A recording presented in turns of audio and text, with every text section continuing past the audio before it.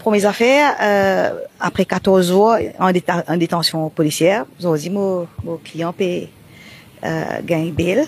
La Financial Crimes Commission n'a pas fait objecter au bail. Mais malgré ça, il peut retourner à la clinique tout à l'heure parce que son état de santé n'est toujours pas bon.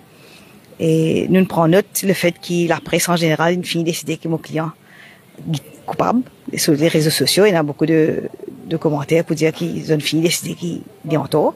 Mais moi, je suis capable de dire que jusqu'à aujourd'hui, sa version que mon client finit de donner là, qui en premier jour même m'a donné en long et en large devant la presse, sa version là, ben non, il qui ne sensé. Et ni moi n'a aucune version alternative qui la FCC fin présent devant nous. Qui veut dire qu'il valait 10 jours, pendant 14 jours, moi pas connais qui fait un mon client. Honnêtement.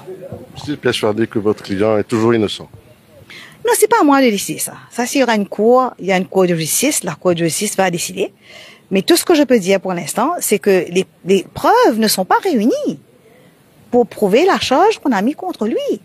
Et ça, je peux vous dire, il faut pas être un senior counsel pour dire ça. N'importe qui regarde les charges et regarde les faits, va voir qu'il n'y a rien. Et par rapport au challenge? Je préfère ne pas parler de ça parce que ça concerne allons dire, les affaires internes de la cour. Et donc, la marche à suivre pour votre client, c'est quoi? Ben là, je crois qu'il doit se soigner avant tout. Il va retourner en clinique aujourd'hui là, jusqu'à ce qu'il soit autorisé de retourner chez lui. Ben je crois lui, il aura à voir parce que quelque part, on l'a cloué au pilori. On a décidé pour lui qu'il avait commis quelque chose. Tout le monde est sûr qu'il a fait quelque chose. Mais moi, jusqu'aujourd'hui, je ne sais pas. Est-ce qu'il a touché de l'argent? Qu'est-ce qu'il a touché? Quelle est la gratification qu'il a reçue? Qu'est-ce qu'il a eu? Je ne sais pas moi. Personne ne peut me dire non plus. Quelle est l'information qu'il a divulguée? Je ne sais pas. Quelle est l'information? Quelle est la confidentialité qu'il a enfreint? Je ne sais pas moi. La rencontre de votre client avec... Ben, il n'a jamais nié la rencontre. Il n'a jamais nié qu'il y a eu la rencontre. Mais est-ce que ça le rend coupable d'une offense, d'une charge quelconque?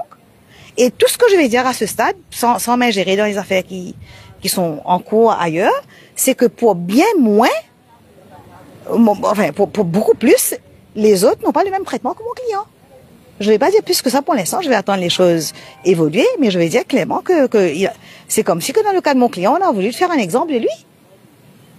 Mais allons vite voir l'actualité, il y a des choses qui sont beaucoup plus importantes qui sont dites et qui passent sous tapis.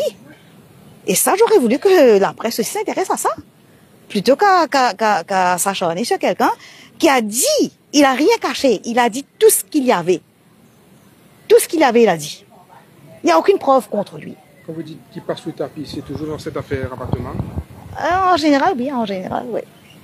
Ouais, Par exemple? Non. Merci.